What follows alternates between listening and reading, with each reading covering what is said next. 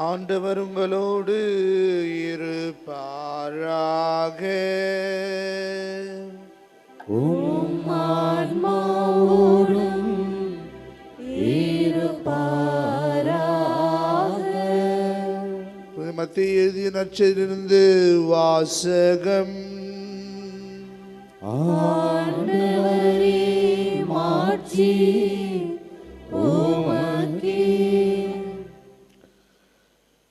யோவான் கைது செய்யப்பட்டதை இயேசு கேள்விப்பட்டு கலிலேயாவுக்கு புறப்பட்டு சென்றார். அவர் நாசரேத்தை விட்டு அகன்று செபுலோன், நப்தலி ஆகிய இடங்களின் எல்லையில் கடலோரமாய் அமைந்திருந்த கப்பர்நாமுக்கு சென்று குடியிருந்தார்.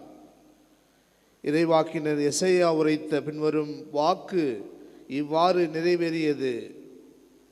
செபுலோன் நாடே, நப்தலி நாடே, பெருங்கடல் வழி பகுதியே, யோர்தானுக்கு அப்பாலுள்ள நிலப்பரப்பே, பிற இனத்தவர் வாழும் கலிலேயா பகுதியே, காரிருளில் இருந்த மக்கள் பேரொளியை கண்டார்கள். சாவின் நிழல் சூழ்ந்துள்ள நாட்டில் குடியிருப்போர் மேல் சுடரொளி உதித்துள்ளது. அது முதல் இயேசு மனமாறுங்கள், ஏனெனில் விண்ணரசு நெருங்கி வந்துவிட்டது என பறைசாற்ற தொடங்கினார். அந்த கலிலேயா பகுதி முழுவதும் சுற்றி வந்தார். அவர்களுடைய தொழுகை கூடங்களில் கற்பித்தார். விண்ணரசு பற்றிய நற்செய்தியை பறைசாற்றினார்.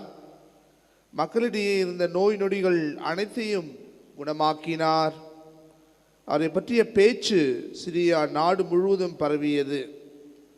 பல்வேறு பிணிகளாலும் வாதைகளாலும் வருந்திய நோயாளர், பேய்பிடித்தோர், மதிமயங்கியோர், முடகுவாதமுற்றோர் ஆகிய அனைவரும் அவரிடம் அழைத்து வரப்பட்டனர்.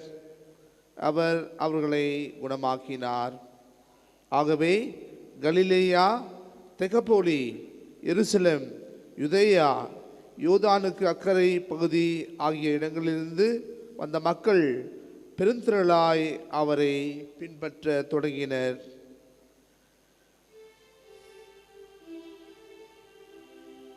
இது வாழ்வு தரும் கிறிஸ்துவின் நற்செய்தி.